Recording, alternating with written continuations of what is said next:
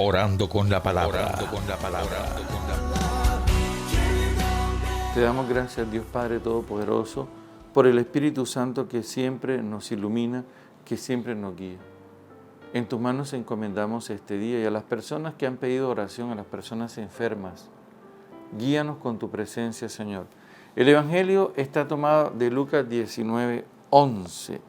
Dice que mientras todos escuchaban estas cosas, Jesús les propuso una parábola porque estaba cerca de Jerusalén y ellos pensaban que pronto se iba a manifestar el reino de Dios. Los discípulos todavía no tienen un concepto claro acerca del reino de Dios. Ellos lo están relacionando o mezclando con asuntos políticos, de política. Es decir, piensan que el reino de Dios tiene las mismas estructuras políticas militares, el aparato militar de los reinos establecidos en la tierra. El reino de Dios que Jesús ha venido a instaurar, ya Él lo explicó. Estamos en el capítulo 19, Jesús lo explicó en el capítulo 4, versículo 16, donde Él deja claro en qué consiste su mesianismo. Recuerden ustedes que la palabra ungido en hebreo se dice Mesías y en griego se dice Cristo. Es decir, el ungido está relacionado con el rey. Es decir, rey es igual a Mesías o Cristo.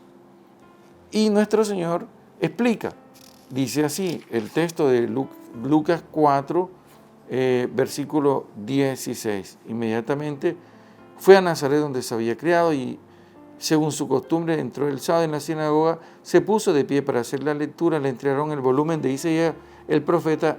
Al desenrollarlo encontró el texto donde está escrito: el Espíritu del Señor está sobre mí porque me ha ungido. ¿Se dan cuenta? Es decir, aquí aparece la palabra Mesías en hebreo. Si tú coges el texto hebreo, lees Mesías, y si coges el texto griego, lees Cristo. Porque me ha ungido para anunciar la buena noticia a los pobres. Ese es el mesianismo. Para anunciar la buena noticia a los pobres, para una liberación a los cautivos, especialmente a los que están cautivos en el pecado. La vista a los ciegos, para dejar en libertad a los oprimidos, las personas que están oprimidas precisamente, no solamente en ese momento por los romanos, sino oprimidos emocional y afectivamente, y a proclamar un año de gracia del Señor. Si usted sigue leyendo el texto de Isaías, va a encontrar el año del desquite y el desquite. Y Cristo no utiliza esa palabra, porque el reino de Dios no está en relación con la venganza ni con la violencia. Es todo lo contrario, como Él lo acaba de decir. Y el Evangelio nos muestra eso, a Jesús predicando la buena noticia y a través de la predicación la sanación de los enfermos y la liberación de muchas personas.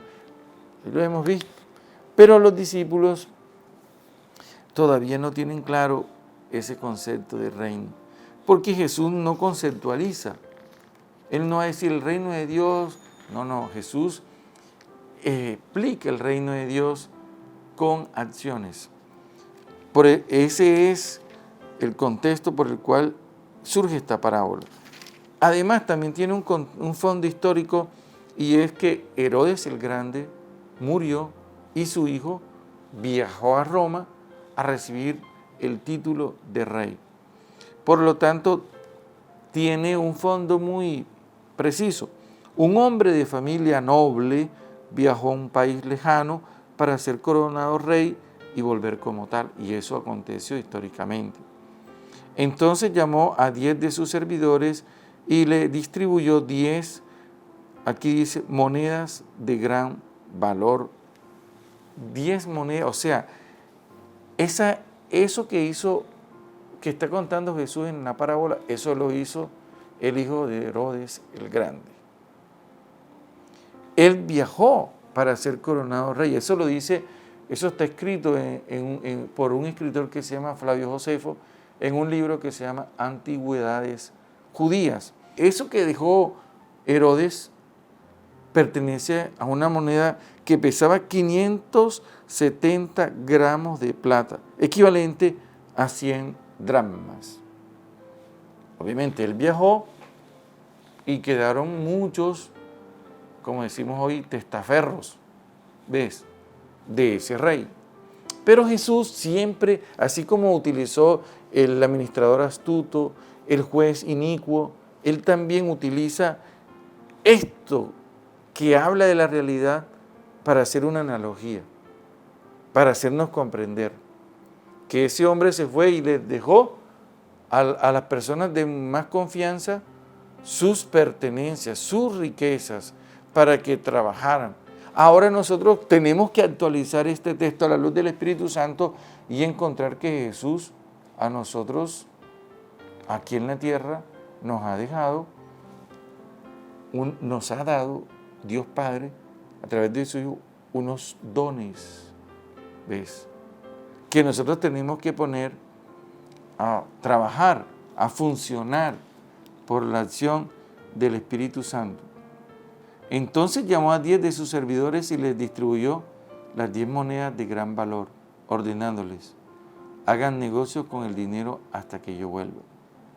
Pero la gente de su país odiaba a este hombre, de modo que detrás de él enviaron a unos para que fueran a decir: no queremos que ese sea nuestro rey. Eso sucedió. Dice Flavio Josefo que también viajó una delegación judía para impedir que ese hijo de Herodes el Grande, Herodes Antipas, llegara a ser rey, porque era cruel. Ustedes saben, él fue el que mató a los niños y mató a Juan el Bautista. Así que ellos se opusieron. ¿Qué sucede? Me encanta Jesús cómo combina la historia en esta parábola. Cuando él volvió ya coronado rey, ordenó que llamaran a aquellos servidores a los que había dado el dinero para saber qué ganancias había obtenido. Se presentó el primero y le dijo: Señor, tu moneda produjo 10 veces más. Él le respondió: bien hecho, buen servidor, como has sido fiel en lo pequeño, tendrás autoridad sobre 10 ciudades.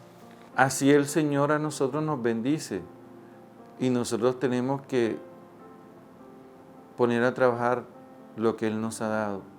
No esconder el talento, no esconder la moneda de 570 gramos, no esconderla, sino ponerla a trabajar, porque Él nos dará más, mucho más, no materialmente, sino en cuanto a las capacidades para que el reino de Dios cada día se instaure más en la tierra. Y de esa manera Jesús reina y reinará y seguirá reinando a través de nosotros. Amén. Orando con la palabra. Orando con la palabra.